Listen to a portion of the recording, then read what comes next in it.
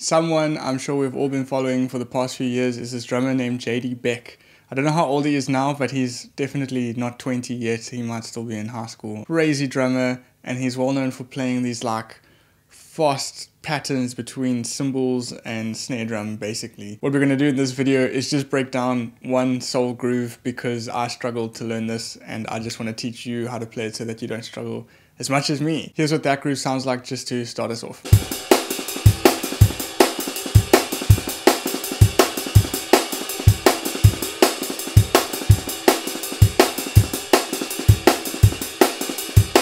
Alright, so this is basically a drum and bass kind of groove. It's that fast, that type of thing.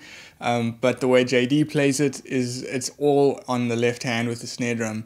Everything else is just kind of straightforward, the bass drum and ride cymbal. All you're doing on your ride cymbal is playing straight eighth notes. All you're doing on your bass drum is playing 2 notes per bar, and those just kind of slot in very easily. What we're going to work on today is our left hand. One small tip is that to play stuff this fast, if you have a loosely tightened snare drum, if your snare drum is kind of loose, you're not going to be able to play those notes as fast because the rebound is not on your side. So what I'm doing here in this video and for this groove is I'm firstly tightening the snare drum to get a high pitched sound, and then I'm also putting a whole bunch of stuff on the snare drums. When you put stuff on the snare, it also just tightens it and it really helps with the rebound. So what I usually do in videos is I just kind of play the groove slow and then speed it up, but this was incredibly difficult for me to learn, so I'm going to just help you learn it by breaking it down into sections to make it easier. So what we're going to do is start with just the first section of the bar, which is just beat 1. The skill we need to learn here is just playing 2 ghost notes with your left hand, and that sounds like this.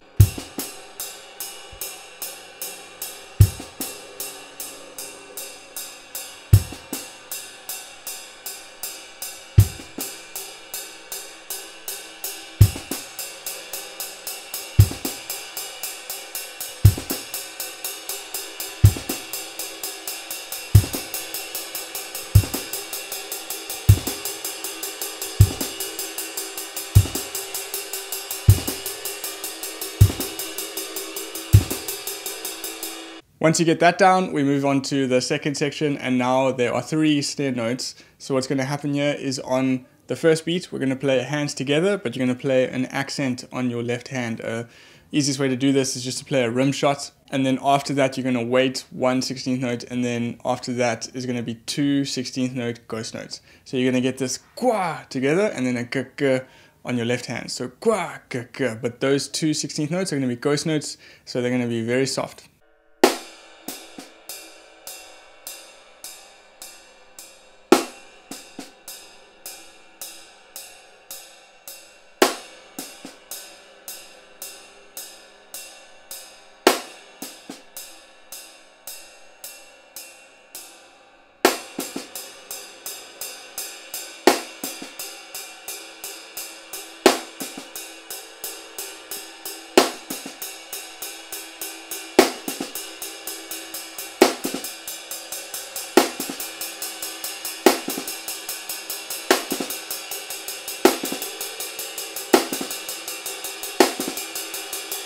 Last part of the groove that's a bit different now is beat 3. It's just going to be ride cymbal by itself, then a ghost note, then a kick.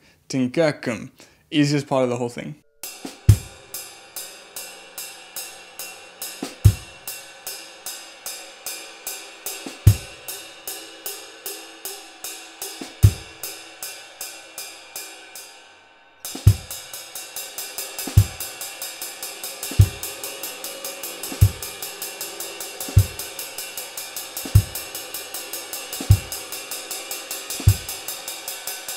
Now on beat 4, we're just going to repeat what happened on beat 2, hands together, and then 2 ghost notes. And that's the whole groove. Now you just need to put those things together. Easier said than done. The real trick about this groove is how Beck gets it so fast. At first, my hands just kind of cramped up like this, but the more I practiced, the more I kind of was fluid with playing this, and that's what you need to do as well. Just really just play it slowly. Keep it slow, just get that muscle memory really ingrained, and then slowly speed it up.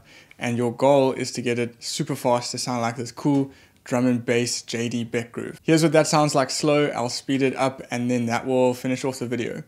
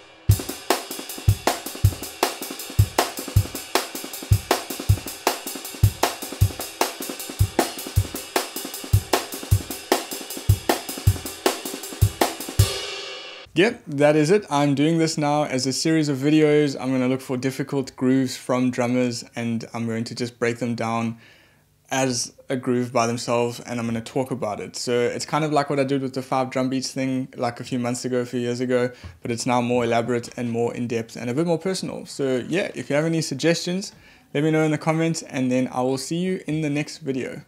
Thank you guys.